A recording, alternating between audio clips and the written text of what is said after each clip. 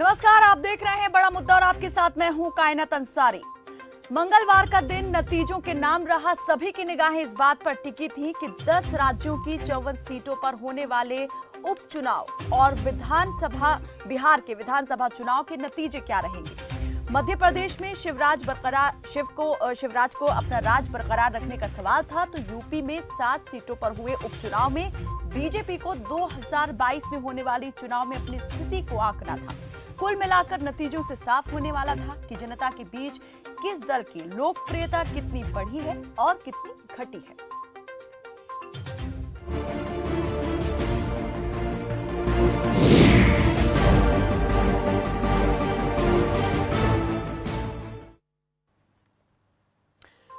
तो बिहार की जनता ने जो जनादेश दिया है वो सबके सामने है। एनडीए ने बहुमत के आंकड़े को पार करते हुए 125 सीटों पर जीत दर्ज की है, जिसमें एनडीए के मुख्यमंत्री का चेहरा रहे नीतीश कुमार के दल जेडीयू ने 43 सीटों पर जीत हासिल की। हालांकि नीतीश के आलोक को लोजपा की चिराग ने धीमा करने का काम किया। आंकड़े बता रहे हैं कि खुद को प्रधानमंत्री नरेंद्र मोदी का हनुमान बताने वाले एलजेपी के चिराग पासवान ने कम से कम 30 सीटों पर जेडीयू को सीधा नुकसान पहुंचाया, जिसका नतीजा ये निकला कि जेडीयू को 43 सीटों पर संतोष करना पड़ा। 28 सीटों का नुकसान 2015 के मुकाबले। और 2015 विधानसभा चुनाव के मुकाबले जेडीयू जो है भारी इस बार जो है नुकसान में रही। हालांकि बीजेपी को इस बार चुनाव में अभूतपूर्व बढ़त जरूर मिली है। बीजेपी इस बार बिहार में 74 सीटों के साथ दूसरे नंबर की सबसे बड़ी पार्टी के रूप में उभरी है। बिहार की जनता ने जनार्दन होने की भूमिका निभाते हुए एक बार फिर एनडीए की झोली में सत्ता की सौगात डाल दी है। ये जीत एनडीए के भागीदारों को पुलकित जरूर करे, लेकिन ये जनादेश कुछ अनकहे संदेश भी सत्ता सदन को सौंप गया है। सवाल उठ रहे हैं कि जीतने वाले कितना जीते और हारने वाले कितना हारे। तो आज चर्चा होगी इसी पर कि इस जीत के मायने क्या हैं और नतीजे क्या संकेत दे रहे हैं। लेकिन एक बार फिर हम चाहेंगे, सबसे पहले हम नजर डाल लेते हैं बिहार में नतीजों पर कि महागठबंधन और एनडीए ने कितनी सीटें जो हैं हासिल की हैं, उसकी बात करेंगे इस पर चर्चा। तो बीजेपी 74 सीटें हासिल करने में कामयाब रही, जेडीयू 43 सीटें, हमको 4 सीटें मिली और वीआईपी को 4 सीटें मिली हैं। कुल मिलाकर आंकड़ा हो जाता है 125 सीटों का। विधानसभा की 243 सीटें और उनमें एनडीए को 125 सीटें, बहुमत के आंकड़े से जो है ज्यादा सीटें हासिल हुई हैं। वहीं महागठबंधन को कुल 110 सीटें प्राप्त हुई हैं। आरजेडी 75 सीटों के साथ पहली सबसे बड़ी पार्टी के रूप में उभरी है। कांग्रेस 19 सीटें हासिल कर पाई और भाकपा माले को 12 सीटें, जबकि भाकपा एवं माकपा को 2-2 सीटें हासिल हुई हैं। टोटल 110 सीट का हो जाता है। तो इस बार चुनाव में अगर किसी की राजनीतिक सियासी हैसियत कम हुई है तो वो है नीतीश कुमार। हालांकि अभी भी यही दावा किया जा रहा है बीजेपी नेताओं की ओर से, एनडीए की तरफ से, कि मुख्यमंत्री का जो पद है उसके वो मजबूत दावेदार हैं। हालांकि अब बीजेपी नेताओं की ओर से अंदर खाने ये भी खबर है कि सीएम पद को लेकर के उहापोह की स्थिति शुरू हो गई है कि नीतीश को दिया जाए या न दिया जाए। बीजेपी के तमाम नेता इस जीत पर खुश हैं। बीजेपी दूसरी बड़ी पार्टी बनकर उभरी है, लेकिन नीतीश इस वक्त खामोश हैं। तो आज इस बात को लेकर करेंगे चर्चा कि क्या अभी बिहार की पिक्चर बाकी है और क्या फिर से बिहार में नीतीश बाकी सरकार होने वाली है।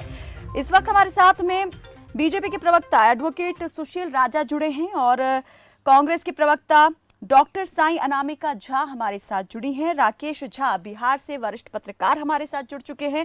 रतन मणि लाल वरिष्ठ पत्रकार, आप यूपी से हमारे साथ जुड़े हैं। बहुत स्वागत है आप सभी का हमारे साथ इस चर्चा में जुड़ने के लिए। तो सबसे पहले मैं यहाँ पर, इससे पहले मैं कांग्रेस बीजेपी की तरफ जाऊँ, बिहार से जो हमारे साथ वरिष्ठ पत्रकार राकेश झा जुड़े हैं उनसे हम जान लेते हैं कि इस वक्त जो है क्या चल रहा है। ये समुद्र मंथन माना जाए कि अभी नीतीश कुमार की तरफ से कोई बयान सामने नहीं आया है। क्या ये भारी मंथन इस वक्त नीतीश के मन मस्तिष्क में चल रहा है कि उन्हें क्या करना है?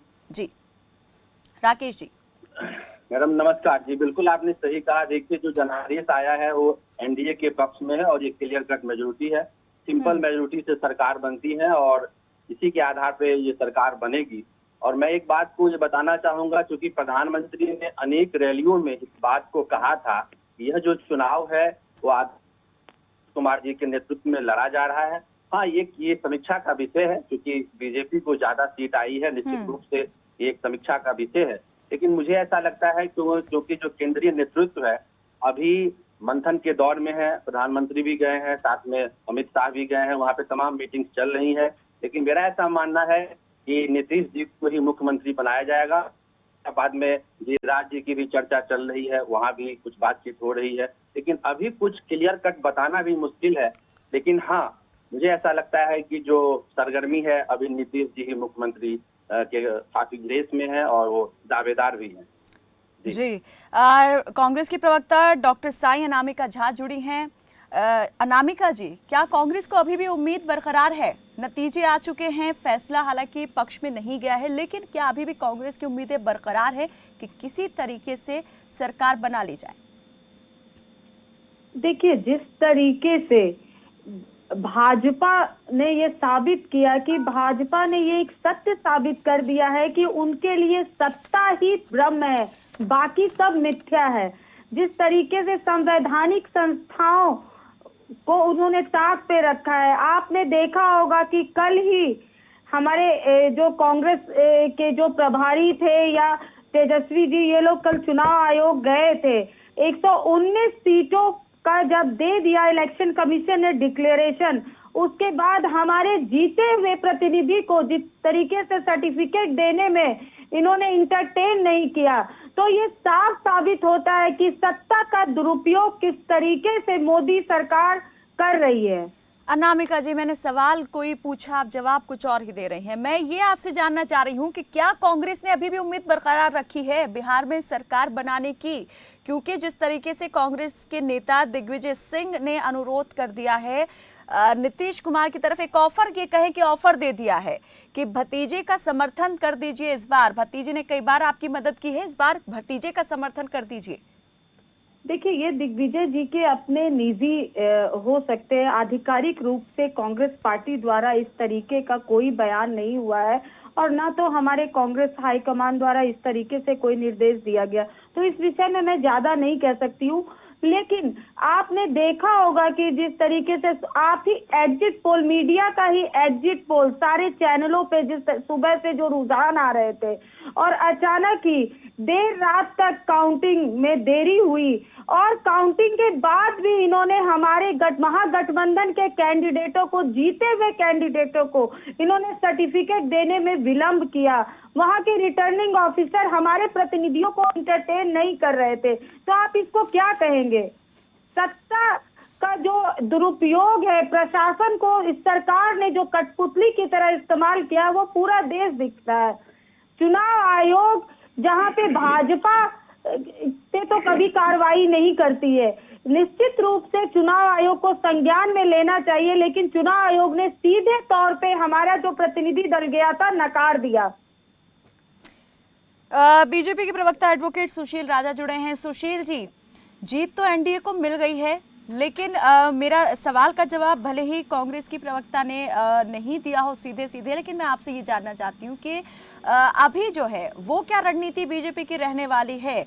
क्या बीजेपी के लिए भी अभी स्थिति जो है वो फूंक फूंक कर कदम रखने की है कि कहीं भी अगर तोला माशा भी हुआ तो फायदा नुकसान में बदल सकता है? कायनात जी, सबसे पहले मैं आपके खबरसाज न्यूज के चैनल से हमारे सभी भाजपा के कार्यकर्ताओं को और बीजेपी के एलाइड कार्यकर्ताओं को बहुत बहुत धन्यवाद देना चाहता हूँ इस अभूतपूर्व जीत के लिए। और साथ में हमारे जो इलेक्शन कमीशन है, जिन्होंने बहुत निष्पक्ष चुनाव कराए हैं, वो भी साधुवाद के पात्र हैं, वो भी धन्यवाद के पात्र हैं। जैसा कि मैं देख रहा हूँ कि कांग्रेस की प्रवक्ता आरोप प्रत्यारोप ज्यादा लगा रही हैं। ये हमेशा जब हार होती है तभी ऐसी बातें चलती हैं कि ईवीएम खराब है, इलेक्शन कमीशन इस वक्त काम नहीं कर रहा है। तो ये बड़ी साधारण सी बात है, हमेशा ऐसे इलेक्शन में ये सब बातें निकल के आती हैं। जहाँ तक पार्टी का सवाल है, हमारे गठबंधन का सवाल है, हम लोग एक है और एक रहेंगे। तो इसमें कोई भी शंका नहीं होनी चाहिए। और ये जो जीत है, ये माननीय मोदी जी का सबका साथ सबका विकास, ये उसकी जीत है, ये एक लोकतंत्र की जीत है, ये मोदी जी के जो काम है और नीतीश जी के जो काम है उसकी जीत है। तो इसमें किसी भी प्रकार का संशय नहीं है कि हम लोग जल्द ही सरकार बनाने जा रहे हैं और एक बार पुनः बिहार को विकास के रास्ते पर, चौमुखी विकास के रास्ते पर ले जा रहे हैं। और मैं बिहार की जनता का नहीं, नीतीश अगला सीएम का ही चेहरा रहेंगे, अगले 5 साल तक वो सीएम के पद पर ही अपना कार्यकाल पूरा करेंगे, ये आप कह सकते हैं पूरे यकीन के साथ? देखिए, ये सब विषय क्योंकि हमारी क्षेत्र से बाहर है और ये सब केंद्रीय समिति का विषय है, तो इस पर कोई परिचर्चा भी ठीक नहीं है। लेकिन जैसा कि हमने घोषणा की है और शामिल नीति को चुनाव लड़ा गया है, उनके और उनके मार्गदर्शन में चुनाव लड़ा। चलिए, यानी कि आप भी अभी कुछ भी कहने की स्थिति में नहीं हैं, आप भी यहाँ पर ये समझ रहे हैं कि कुछ भी यहाँ पर चीजें हो सकती हैं, बदल सकती हैं। अगर आप आश्वस्त होते तो आप सीधे तौर पर यही कहते यकीन के साथ कि जिस तरह से चुनाव से पहले, चुनाव पूर्व एनडीए ने घोषणा की थी कि एनडीए का सीएम का चेहरा नीतीश ही होंगे और ये स्थिति बनी रहेगी, लेकिन अब आप ये कह रहे हैं कि ये हमारे लिए आज भी नीतीश जी ही चेहरा है सीएम का, इसको आप अदरवाइज ना लें। लेकिन अब नीतीश जी का, तो फिर ये खबरें निकल के क्यों आ रही हैं? वेट एंड वॉच की स्थिति में है, बीजेपी के अंदर से ही उहापोह शुरू हो चुका है नीतीश को सीएम बनाने को लेकर के, क्योंकि एक तरफ बड़ा अंतर आ गया है, 74 सीट बीजेपी की तो दूसरी तरफ नीतीश की 43 सीट। देखिए, ये बहुत जो मुद्दा है बहुत ही स्वाभाविक है। हर जो पार्टी कार्यकर्ता हैं, चाहे वो जेडीयू के हों चाहे भाजपा के हों, सबकी अपेक्षा रहती है कि उनका नेता सीएम बने। तो इसमें कोई विवाद नहीं है और किसी तरह का कोई शंका नहीं है। माननीय नीतीश कुमार जी ही जहाँ तक है वही सीएम रहेंगे, तो इसमें कोई हम। चलिए, मैं आऊंगी आपकी तरफ वापस बात करने के लिए। रतन मणि लाल हमारे साथ यूपी से वरिष्ठ पत्रकार जुड़े हुए हैं। रतन मणि जी, यहाँ पर मैं आपसे ये जानना चाहूंगी कि यूपी में भी जोरदार प्रदर्शन बीजेपी की तरफ से देखा गया है। अगर हम यहाँ जीत की बात करें, इस बार हुए उपचुनाव में जो 10 राज्यों में हुए थे, उसमें बीजेपी के प्रदर्शन को आप किस तरीके से आंक रहे हैं, देख रहे हैं? कितनी मजबूत पार्टी जो है वो होती जा रही है? क्या जो है पार्टी को आगे सबसे ज्यादा लेकर जा रहा है? देखिए, सबसे पहली चीज तो ये है कि भारतीय जनता पार्टी की सरकार केंद्र में है और जितनी जगह अभी उपचुनाव हुआ है उसमें उत्तर प्रदेश, मध्य प्रदेश और गुजरात 3 ऐसे राज्य थे जहां पर भारतीय जनता पार्टी की राज्य सरकारें हैं। इसके अलावा कुछ प्रदेश ऐसे भी थे जहां पे इनकी सरकार नहीं है। लेकिन अधिकतर जगहों पे जिस तरह से भारतीय जनता पार्टी को जीत मिली है, उससे 2-3 संदेश बिल्कुल स्पष्ट हैं। पहला तो ये कि लोगों ने इन उपचुनाव में स्टेबिलिटी या स्थिरता के लिए वोट दिया है, क्योंकि वो नहीं चाहते कि किसी भी राज्य में किसी भी तरह की अस्थिरता है, कोई राजनीतिक संशय पैदा हो कि सरकार तो चल रही है किसी पार्टी की, लेकिन उपचुनाव में किसी और की जीत हो गई। उससे क्या है कि सरकार के काम करने के तरीके पे प्रभाव पड़ता है और जिस जगह पे उपचुनाव हुआ है उस जगह के ऊपर भी इसका राजनीतिक प्रभाव पड़ता है, क्योंकि वो जगह अचानक से एक दूसरे तरह का रिजल्ट लेके सामने आती है। दूसरी बात यह कि भारतीय जनता पार्टी की जो चुनाव के प्रति तैयारी और गंभीरता है, मुझे लगता है अभी भी बाकी विपक्ष की दल कम से कम उत्तर प्रदेश में उसके आसपास कहीं दूर दूर तक नहीं है। जिस तरह से भारतीय जनता पार्टी की पूरी एक इलेक्शन कैंपेन की मशीनरी है, जो लोग वहाँ काम करते हैं, जिस तरह से उनके बीच में काम डिवाइड करके दिया गया है और वो बैकग्राउंड का काम करते रहते हैं, वो तैयारी मैंने अभी बाकी विपक्ष के दलों में नहीं देखी है, कम से कम उत्तर प्रदेश में।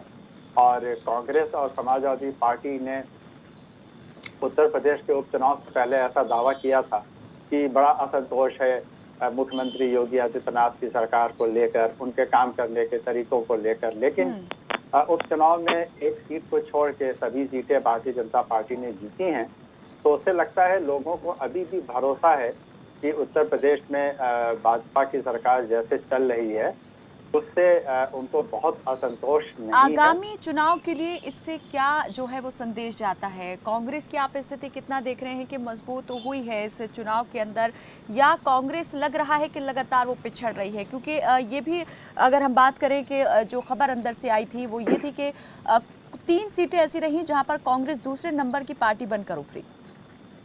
हाँ, उत्तर प्रदेश में ये बात बिल्कुल सही है कि कांग्रेस पार्टी ने अपेक्षा से अधिक बेहतर प्रदर्शन किया है।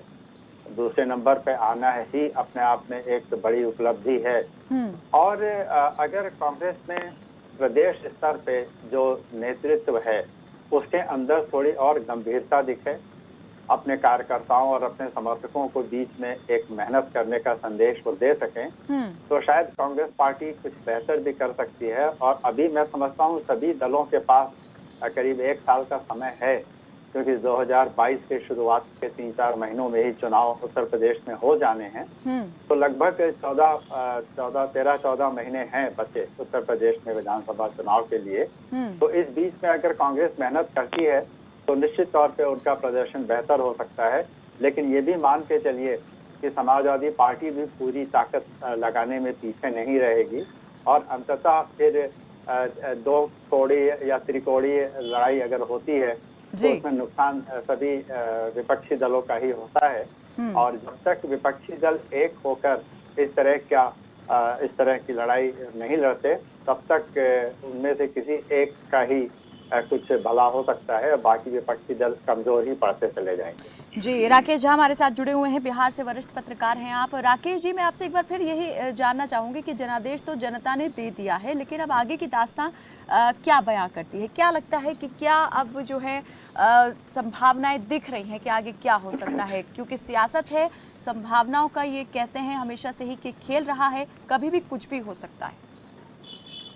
बिल्कुल, जैसा कि प्लेटो जो ग्रीक बड़े दार्शनिक थे, उन्होंने अपनी पुस्तक रिपब्लिक में इस बात का भी जिक्र किया है। कौटिल्य ने लिखा है अर्थशास्त्र में, मैकियावेली ने अपने प्रिंस में लिखा है। तमाम तरह के जो इंटेलेक्चुअल स्टफ है उसमें इस तरह की बातें ली गई हैं।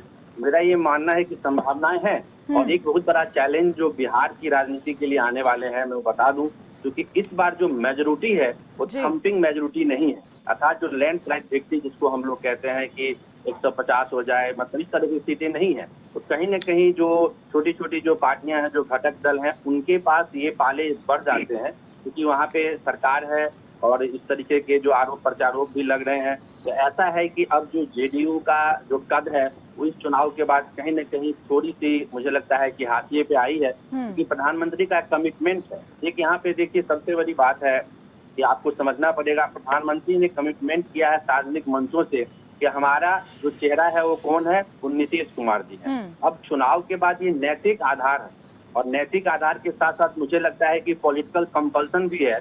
यदि क्योंकि राजनीति में आपने देखा, पिछले साल भी देखा कि जब पिछले टेन्योर में क्या हुआ कि जेडीयू और जो आरजेडी की सरकार थी, फिर किसी वजह से सरकार के पासे पलट गए और इस तरह से दोनों में गठबंधन बन गए। इस बार ये है कि जो बीजेपी के जो खास चुन के जो एमएलए आए हैं, उनके भी एक्सपेक्टेशंस हैं, वो भी चाहते हैं कि हमारा जनाधार बने। और ऑफ द रिकॉर्ड जो एलजीपी की जो भूमिका रही है चिराग पासवान की, ये भी सर्वविदित है। तो मुझे ऐसा लगता है कि कहीं बैलेंस बनाने की जरूरत है, और 5 साल की सरकार यदि उठा पटक का दौर हुआ तो ये निश्चित रूप से एक चैलेंज रहेगा। राकेश जी, बिल्कुल चैलेंज, आपने कहा कि चैलेंज रहेगा। यहाँ तो अगर बात करें जेडीयू के प्रवक्ता केसी त्यागी की, तो उन्होंने जेडीयू की घटी हुई सीटों के लिए ये कहा कि एक तरीके से नीतीश की छवि को खराब करने के लिए साजिशन अभियान चलाया गया, जिसमें अपने भी शामिल थे और दूसरे विपक्ष के नेता जो हैं वो तो थे ही, लेकिन अपनों की बात यहाँ पर उन्होंने ज़रूर कर दी, नाम किसी का नहीं लिया। लेकिन ये बयान जो है वो क्या बताता है, क्या दिखाता है कि क्या चीज़ों को समझ रहे हैं, परख चुके हैं अब जेडीयू के नेता, और उसको मद्देनजर रखते हुए कोई फैसला करने की अब वो मूड में हैं? 3 बातें यहाँ पे समझने हैं, मुझे ऐसा लगता है। पहली बात जो आपको मैंने इंगित भी किया है कि एलजीपी की जो भूमिका रही है वो अपना काम कर चुका है जी। दूसरी स्थिति ये है कि जो अब स्थिति है नंबर गेम्स, क्योंकि क्लियर कट मेजोरिटी है, तो लार्जेस्ट पार्टी बीजेपी है और बीजेपी का एलाइड है, बाकी भी 2 पार्टीज हैं, तो इनको सरकार बनाने का निश्चित रूप से निमंत्रण भी मिलेगा और ये बनाएंगे भी। लेकिन उसके बाद जो खेल शुरू होगा 6 महीने के बाद, 1 साल के बाद, जो एक कहीं न कहीं वो जो बीजेपी के जो लोग हैं, जो 75 जिनके पास 74 सीटें हैं, उन तरीके की जो मसला आएगा, तो वो चीजें बार बार ये उठेगी कि हमारे पास जो है जेडीयू से अधिक हमारे कहीं न कहीं डबल है, 84 के आसपास है और यहाँ पे 45 से भी कम है, तो वहाँ पे ये मसला उठता है। लेकिन वहाँ भी इक्वेशन देखना है कि संभावनाओं से इनकार नहीं किया जा सकता है, कहीं कुछ और संभावनाएं नहीं बन जाए। लेकिन बहरहाल इतना लेकिन जरूर है एनडीए में इस बार आप देख रहे हैं कि चुनौतीपूर्ण जरूर रहने वाली हैं चीजें। बिल्कुल बिल्कुल बिल्कुल। सुशील राजा जी, इस बार इतना आसान नहीं होने वाला है यहाँ पर मिलजुल करके सरकार चलाना। देखिए, भविष्य की जो भी स्थिति बनेगी वो उस टाइम बेहतर होगा रणनीति पर बात करना। अभी तो बिहार की जनता ने हमें पूर्ण बहुमत से सरकार बनाने का एक अवसर दिया है और बिहार की जनता को हम पुनः आभार प्रकट करते हैं और इसमें कोई संशय नहीं है कि हम सरकार बनाने जा रहे हैं और बिहार को एक बार पुनः माननीय मोदी जी का जो नेतृत्व है, सुशील जी जो नीतीश जी का नेतृत्व है, विकास की हम बात कर चुके हैं कि दे दिया है, लेकिन इस जनादेश के आगे की दास्तान जो है, पटकथा जो है वो क्या रहने वाली है? अभी जो संकेत मिल रहे हैं वो किस और इशारा कर रहे हैं? हम आज बात इस पर कर रहे हैं। जी, कांग्रेस की प्रवक्ता अनामिका झा कुछ कहना चाह रही हैं आप? जी देखिए, जिस ईस्ट इंडिया कंपनी ने देश को लूटा था, उसी तर्ज पर उनके एजेंट, जो मौजूदा सत्ताधारी एजेंट है, उन्होंने न्यू इंडिया कंपनी के लिए देश को लूट रहे हैं। बिहार का जनादेश कायनात जी, मैं कहना चाहूंगी कि स्पष्ट था, जनता का विरोध सड़कों पर दिख रहा था, लेकिन सत्ता का पूरा दुरुपयोग किया गया। तमाम मीडिया चैनल के माध्यम से पूरे देश ने देखा कि जिस तरीके से सत्ता का दुरुपयोग किया गया। पहले वोट कटवा पार्टियों को, मैं 2 मिनट लूंगी कायनात जी, कहिए, मैं आपसे ही सवाल करने वाली थी, चलिए आप पूरी कीजिए बात। के रूप में खड़ा करवा के जनता को भरमाने का प्रयास किया गया। उसके बाद भी जब जनता नहीं भरमी तो राज्य सेवा के वो अधिकारी जो मौजूदा सरकार में फरमाबरदार है, उनकी तैनाती उन क्षेत्रों में की गई ताकि मौका पाते ही उनका उपयोग कांग्रेस कब तक सिर्फ इसी तरीके से बात करती रहेगी, सिर्फ आरोप प्रत्यारोप करती रहेगी? कांग्रेस खुद अपना पिछला प्रदर्शन दोहराने में क्यों नाकाम साबित हुई इस बार? अनामिका जी, रिजल्ट आने के बाद रिटर्निंग ऑफिसर द्वारा, अनामिका जी, मैं आपसे ये जानना चाह रही हूँ, क्या महागठबंधन ने जो 70 सीट कांग्रेस को दी, क्या ये बड़ी चूक हो गई कांग्रेस को इतनी ज्यादा सीट देना? 19 सीट पर कांग्रेस सिमट कर रह गई। 70 सीटों पर अंतर 2 से 2,500 के बीच में था कायनात जी। ऐसी 90 सीटों पर जनमत के चीरहरण का खुला खेल मौजूदा सत्ता तंत्र द्वारा किया गया और संवैधानिक। अनामिका जी, नतीजे आपके सामने हैं, यहाँ पर आप फिर कई पट्टी बांधे हुए देखती रही। संवैधानिक संस्थाओं की कार्यप्रणाली पर फिर आप यहाँ सवालिया निशान लगा देते हैं। जब हार हुई है तो उसको स्वीकारिए, जनता का फैसला है। मैं आपसे ये जानना चाह रही हूँ कि कांग्रेस आखिर क्यों नाकाम हो गई अपना पिछला प्रदर्शन दोहराने में भी? बार बार आप लगातार विपक्ष को, सत्ता पक्ष को घेरने का काम करते हैं, मजबूत विपक्ष, लेकिन आप क्यों नहीं बन पा रहे? देखिए, जहां तक रही जिस तरीके से ये लोकतंत्र, अभिव्यक्ति की आजादी को दबाने का काम कर रहे हैं, ऐसा नहीं है कि एनडीए की सरकार अटल बिहारी वाजपेयी के समय में भी थी, लेकिन विपक्ष को अपनी बात कहने का पूरा वो अधिकार था। लेकिन इस सत्ताधारी लोग जो विपक्ष की आवाज को किस तरीके से कुचलने का प्रयास कर रहे हैं। अभी तो अभिव्यक्ति की आजादी पे भी मोदी सरकार ने रोक लगा दी है। आज ही आपने देखा होगा कि इन्होंने जितने ऑनलाइन पोर्टल और डिजिटल है, ऑनलाइन को निगरानी और किस तरीके से ये कस रहे हैं। धीरे धीरे है कि ये पत्रकारिता जी पे भी ये लगाएंगे बंदिश। अब देखिए, अभिव्यक्ति की आजादी को जिस तरीके से इन्होंने दबाने का काम किया है। अनामिका जी, देखिए, जो कांग्रेस की जो प्रवक्ता हैं, ये खिसियानी मिल्ली खम्मा नोचे, ये वो वाली स्थिति है इनकी। कांग्रेस ने अपने कार्यकाल में जितने घपले किए, हजारों अरबों करोड़ों रुपए का जो घपला किया, जनता सब जानती है। आज इनकी पोलपट्टी खुल गई है। आप देखिए, नरसिंह राव के टाइम में, राजीव गांधी के टाइम में कांग्रेस ने जितना इस देश को लूटा है, जितना इस देश को लूटा है, ये जनता सब जानती है और जनता ही, राकेश झा जी, जनता इनको नकार रही है। यहाँ फिर से वही बात आपने ये किया, हमारी सरकार ये कर रही है, आरोप प्रत्यारोप हो रहे हैं। जितना करप्शन, मैं चाहूंगी जरा बताएं।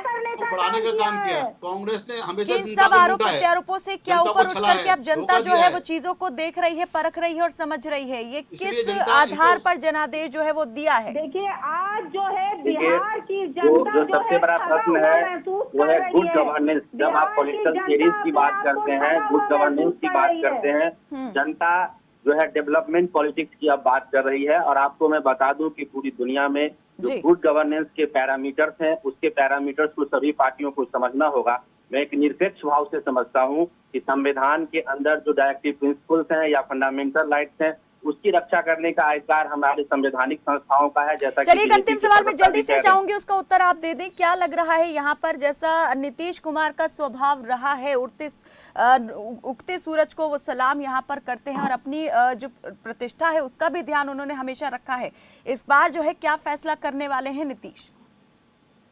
देखिए, निश्चित रूप से गुड गवर्नेंस रहा है। पिछले 15 सालों में बहुत अच्छा जो है काम हुआ है। वहाँ पे बिजली नहीं था, जिसमें गांव से आता हूँ, वहाँ पे सड़क नहीं था, बिजली बनी, सड़क बने, स्कूल्स बने, वहाँ पे जल नल की योजनाएं चली, कुछ वहाँ पे सीमाएं रही हैं। बहुत ऐसी चीजें हैं जो पॉजिटिव हुआ, उसमें कोई ऐसी दो राय मैं नहीं आपसे है। ये जानना चाह रही लेकिन थी कि अभी जो ताजपोशी है, क्या वो एनडीए के साथ ही होने वाली है नीतीश की? क्या मैडम, सॉरी? जो ताजपोशी है नीतीश कुमार की, एनडीए के साथ ही रहने वाले हैं, या फिर जिस तरीके से कांग्रेस की तरफ से कांग्रेस नेता अनुरोध कर रहे हैं, नीतीश कुमार को ऑफर यहां पर दिया गया है, क्या रुख पलटेंगे नीतीश? नहीं, बिल्कुल रुख, जो एनडीए पूर्व गठबंधन है वही रहेगी, 110% वही रहेगी। और मुख्यमंत्री का चेहरा, ऐसी संभावना है कि नीतीश जी ही बनेंगे। इस चलिए, तरह बहुत की बहुत ऐसी शुक्रिया, संभावना बहुत होना। शुक्रिया आप सभी मेहमानों का हमारे साथ इस चर्चा में जुड़ने के लिए। तो राजद इस बार 75 सीटें अपने नाम करके सबसे बड़ी एकल पार्टी के रूप में उभरी। बीजेपी को 74 सीटों के साथ दूसरा स्थान मिला। तो जदयू को चिराग पासवान की लोजपा के कारण काफी नुकसान झेलना पड़ा है। लोजपा भले ही खुद एक सीट जीती, लेकिन उसने कम से कम 30 सीटों पर जदयू को नुकसान पहुंचाया है। बीजेपी में एनडीए की जीत को लेकर भले ही उत्साह दिख रहा है, लेकिन नीतीश मौन है। क्या ये खामोशी किसी तूफान के आने से पहले वाली खामोशी है? क्या नीतीश किसी बात पर मंथन कर रहे हैं? ये भविष्य के गर्भ में है। फिलहाल के लिए मेरे साथ बस इतना ही। आप देखते रहें खबर फास्ट।